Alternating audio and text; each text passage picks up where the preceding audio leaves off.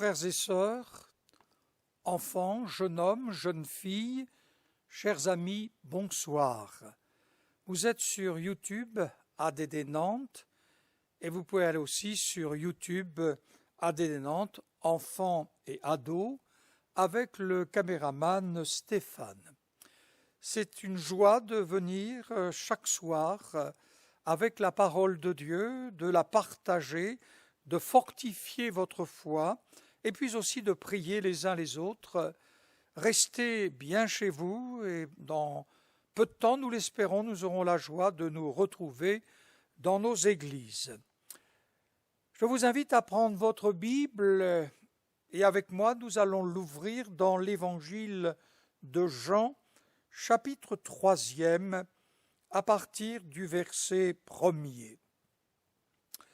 Mais il y eut un homme d'entre les pharisiens nommé Nicodème, un chef des Juifs, qui vint, lui, auprès de Jésus de nuit, et lui dit, « Rabbi, nous savons que tu es un docteur venu de Dieu, car personne ne peut faire ces miracles que tu fais si Dieu n'est avec lui. » Jésus lui répondit, « En vérité, je te le dis, si un homme ne naît de nouveau, il ne peut voir le royaume de Dieu. » Nicodème lui dit, « Comment un homme peut-il naître quand il est vieux?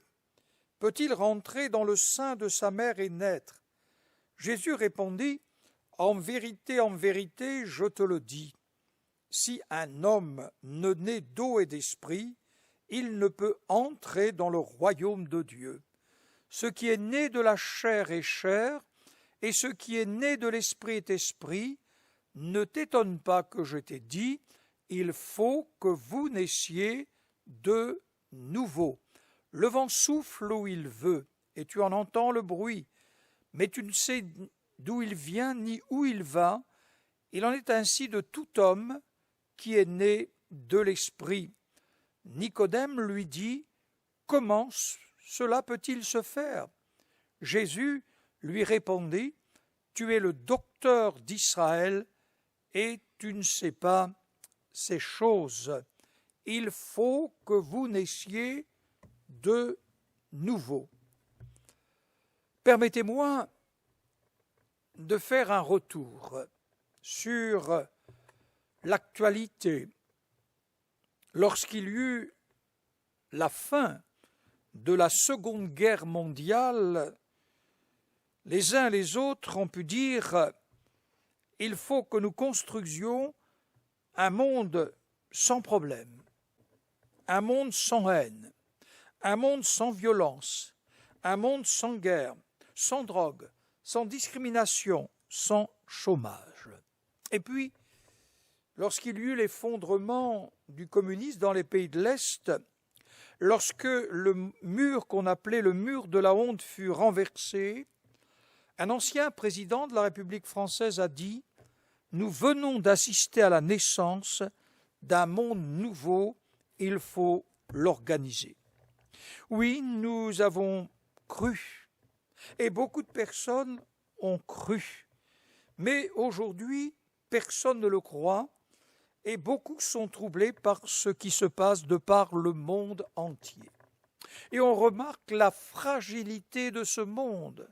Ce virus, ce Covid-19, nous a paralysés en l'espace d'un clin d'œil, nous a plongés dans le confinement avec ses peines, ses angoisses, ses doutes, et puis nous avons fait face à des milliers de morts au milieu de nous. L'économie s'est effondrée, et nous sommes là avec la crainte. Oui, beaucoup de personnes ont cru. Et en un clin d'œil, le monde s'est effondré. En un clin d'œil, nous avons été plongés dans la désespérance. Oui, nous voudrions un monde nouveau, tel que je viens de le décrire. Et Jésus, dans l'évangile de Marc, chapitre 7, verset 21, va dire c'est du cœur des hommes que sortent les mauvaises pensées, les adultères, les impudicités, les meurtres, les vols, les cupidités, les méchancetés, les fraudes, le dérèglement, le regard envieux, la calomnie, l'orgueil, la folie. Oui, pour ce monde nouveau, avec le nouvel ordre international, ce qu'il faut, c'est un homme nouveau. Et le plus grand besoin du monde aujourd'hui, c'est la transformation de la nature de l'homme. La solution se trouve dans le changement du cœur de l'homme. Et Jésus a dit, il faut que l'homme naisse de nouveau. La Bible parle d'un monde à venir, nouveaux cieux, nouvelle terre, et pour ce monde nouveau, il faut aussi un homme, des hommes nouveaux. L'aspiration de l'homme à un monde nouveau doit aussi l'amener à cette même aspiration, naître de nouveau. Il faut que je sois un homme nouveau. Jésus a dit, il faut que l'homme naisse de nouveau. Et c'est le sentiment de chaque être. Bien des hommes et des femmes que j'entends disent, je voudrais revenir dans le sein de ma maman. Je voudrais naître une autre fois, repartir dans ma vie avec quelque chose de nouveau, afin de ne point commettre les mêmes épreuves, les mêmes difficultés. Oui, l'expérience nous amènerait à vivre quelque chose de nouveau. Oui, hélas, c'est un souhait qui est noble. Mais le prophète Jérémie, au chapitre 13e, verset 23e, disait, un Éthiopien peut-il changer sa peau, et un léopard ses taches? De même, pourriez-vous faire le bien, vous qui êtes accoutumés à faire le mal?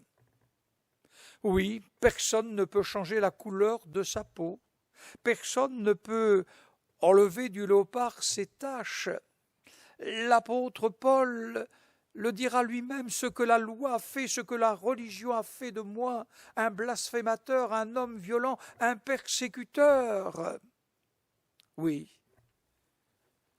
il y a en nous cette nature de rébellion dans notre cœur. Et là, notre lecture nous parle d'un homme religieux, d'un rabbin, Nicodème, qui vint auprès de Jésus de nuit. Et Nicodème s'est posé une question sur les miracles opérés par Jésus. Il ne veut point en rester là, et il fait ce qu'il a à faire. Et la meilleure chose qu'il puisse faire, c'est de venir demander à Jésus de l'instruire.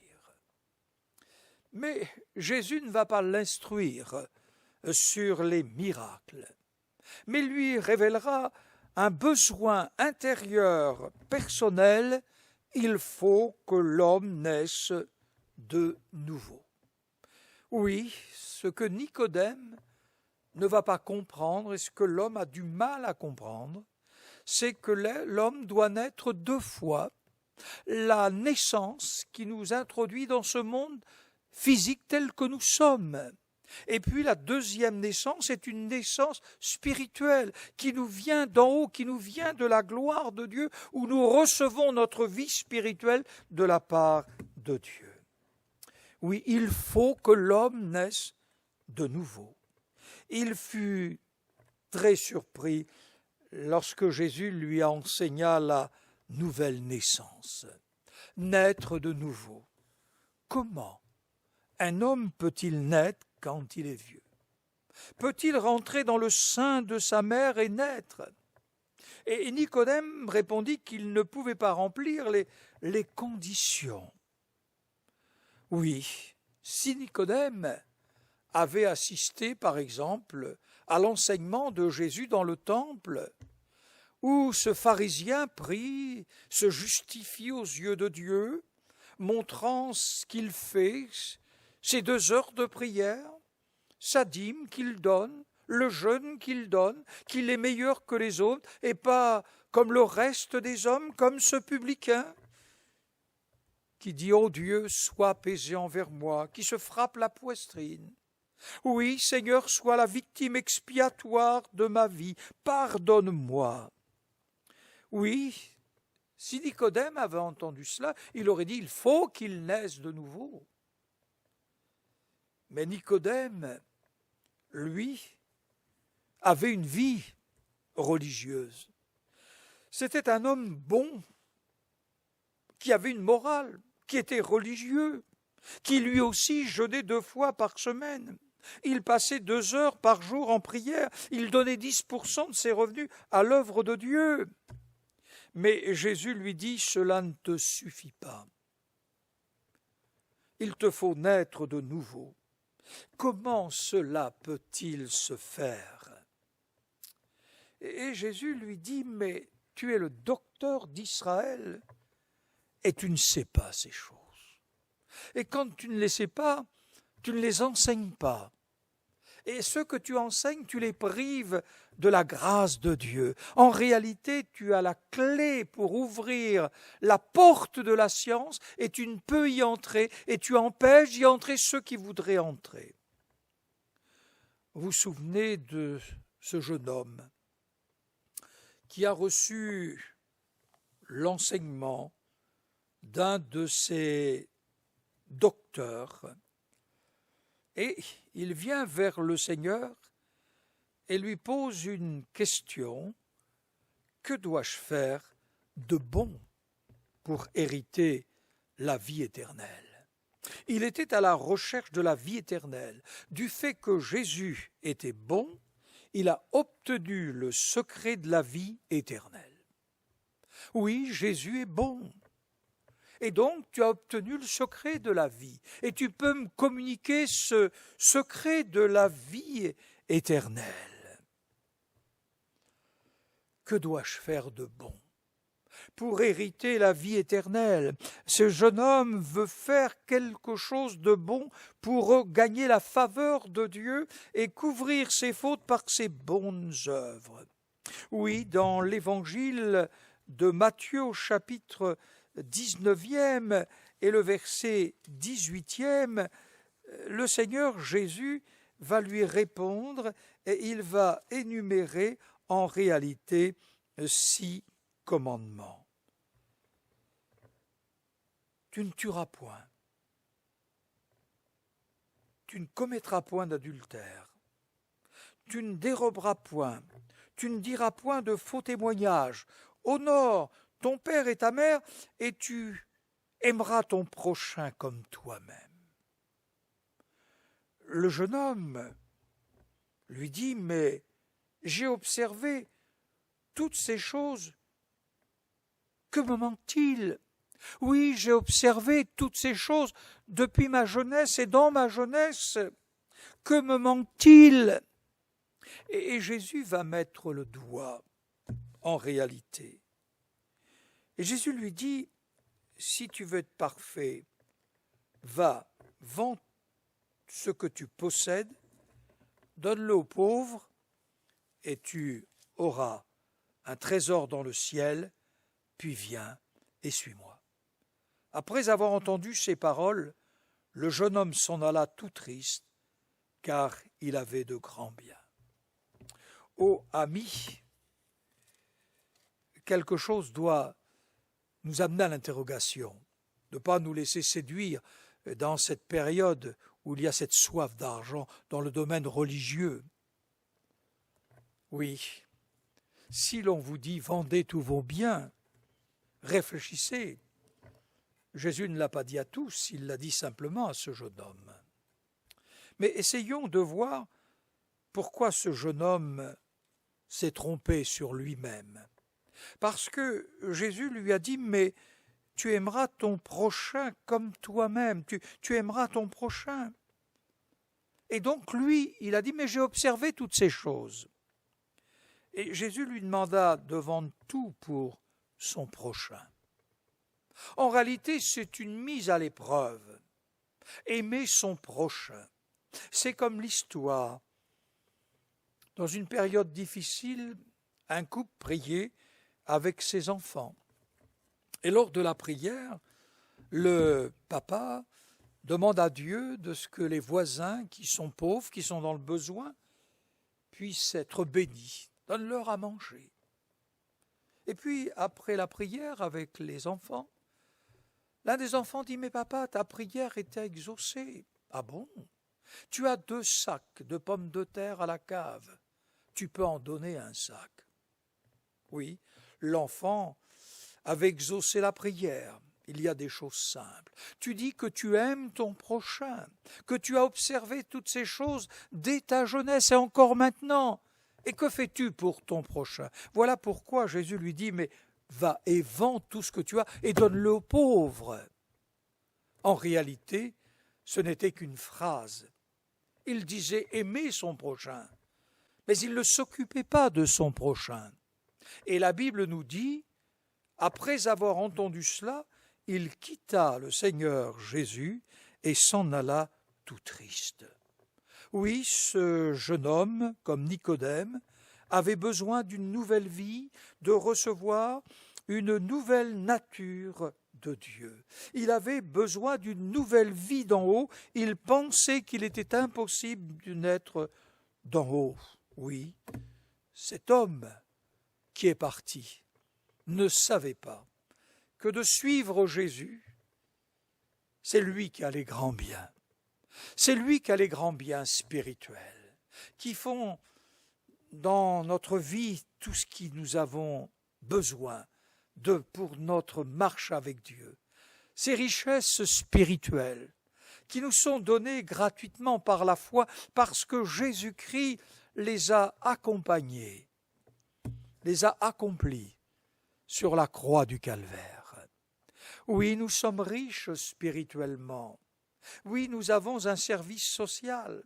Oui, nous avons nouveau départ. Oui, nous allons vers notre prochain, vers les malheureux, vers tous ces hommes qui sont sans domicile fixe et nous leur donnons la nourriture. Mais nous leur donnons aussi la nourriture spirituelle. L'homme n'est pas corps seulement, il est âme et esprit. Et pour vivre, pour son âme, pour son esprit, il a besoin d'être en communion avec Dieu, et pour son âme, il a besoin de la parole de Dieu. Oui, Jésus, lors de sa retraite spirituelle dans le désert, où il va prier 40 jours et 40 nuits, il eut faim. Et le diable lui dit, ordonne que ces pierres deviennent du pain.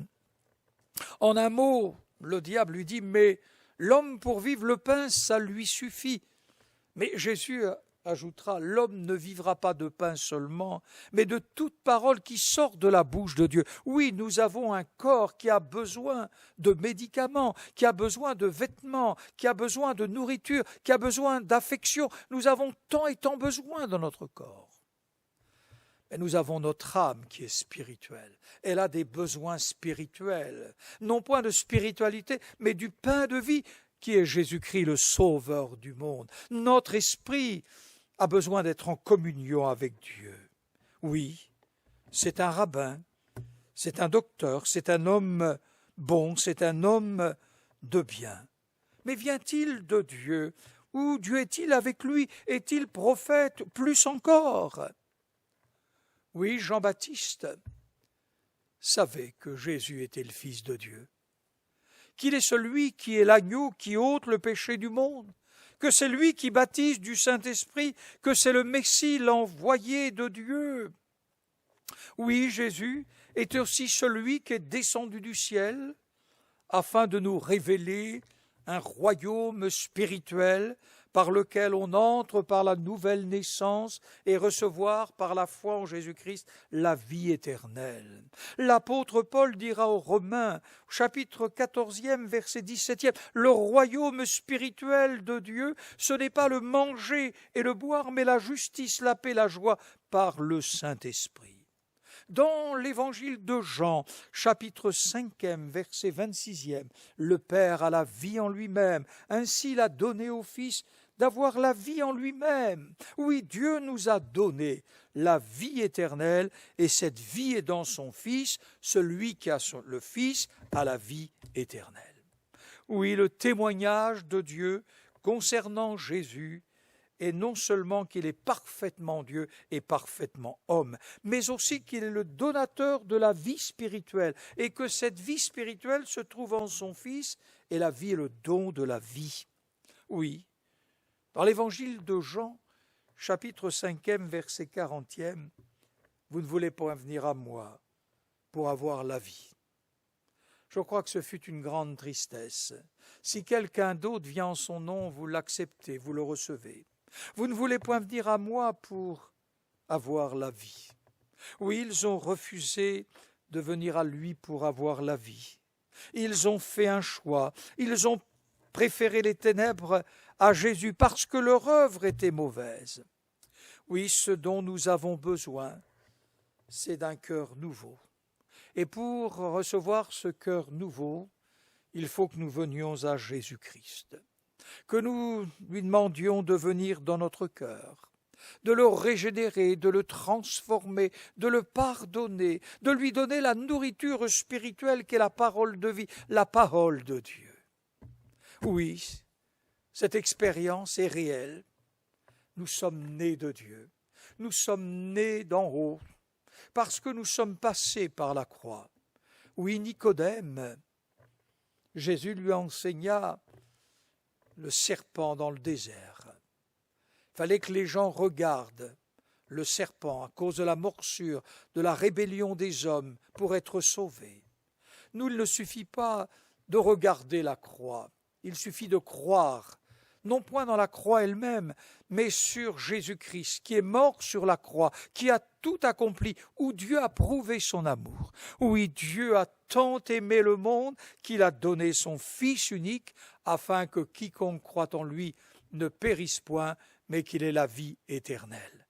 Cher ami, lisez la Bible, fortifiez votre foi dans cette période du confinement, dans cette période de crainte, dans cette période de peur, dans cette période d'incertitude. Des centaines de millions sont en train de prier pour le monde entier, pour notre nation. Puissiez-vous vous approcher et recevoir un cœur nouveau de la part de Dieu en Jésus-Christ. Que Dieu vous bénisse. Nous allons prier ensemble, lui demander que le Seigneur bénisse votre cœur, qu'il le guérisse, qu'il lui fasse du bien, qu'il le régénère, transforme, qu'il le purifie et qu'il vienne habiter dans votre cœur. Suivez Jésus. Si vous avez des biens, soyez bénis. Si vous n'avez pas de biens, priez Dieu pour qu'il pourvoie tous vos besoins. Mais nous pouvons le suivre, Jésus, parce qu'il a de grands biens spirituels pour notre vie et nous les retrouverons dans la gloire de Dieu. Nous prions le Seigneur. Je vous invite à vous lever. Je vais prier avec vous et pour vous. Seigneur notre Père céleste, je veux te prier pour ces hommes et ces femmes, pour ces enfants, ces jeunes gens et jeunes filles, pour qu'ils naissent d'en haut, qu'ils reçoivent la vie véritable. Seigneur, nous sommes dans un monde d'incertitude, nous sommes dans le confinement, nous avons l'espoir que nous allons nous en sortir et par la grâce de Dieu, nous allons nous en sortir. Mais nous te prions de consoler les cœurs, Seigneur, les cœurs endeuillés, malades, dans la crainte, dans les angoisses. Fais grâce, Seigneur. Te prions aussi de bénir le corps médical. Aide-les, Seigneur, renouvelle leurs forces. Tu vois tous leurs efforts pour sauver des hommes et des femmes, des jeunes gens, des jeunes filles. Seigneur, fais grâce. Seigneur, dès que nos lieux de culte vont pouvoir se rassembler, que des hommes et des femmes viennent pour louer Dieu, pour entendre la parole de Dieu. Nous te remercions de tout notre cœur. À ton nom soit la gloire. Amen. Nous allons chanter la gloire de Dieu.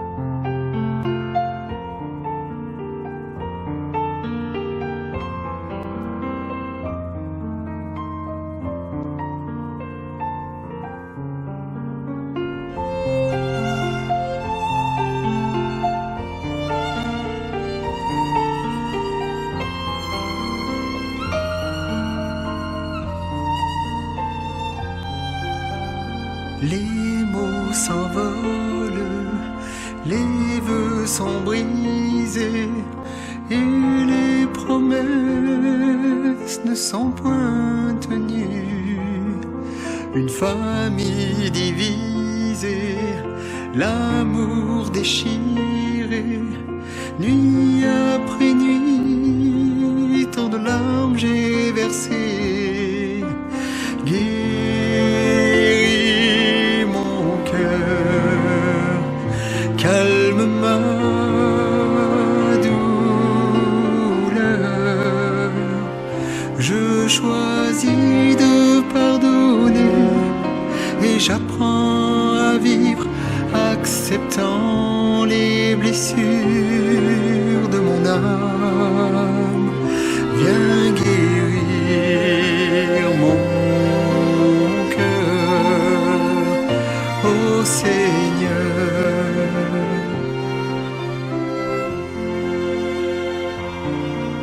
Mes amis m'ont quitté et d'autres exigeaient bien plus que je ne pouvais leur donner. Mon cœur est meurtri, ma confiance trahie. Nuit après nuit, je me demande pourquoi. Guéris mon cœur, calme ma douleur. Je choisis de pardonner et j'apprends à vivre, acceptant les blessures de mon âme. Viens guérir mon cœur, ô Seigneur.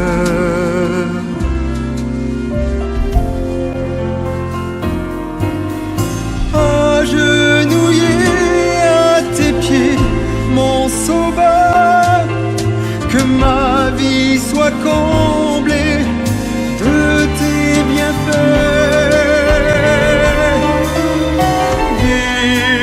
Guéris mon cœur, calme ma douleur. Je choisis de pardonner et j'apprends à vivre, acceptant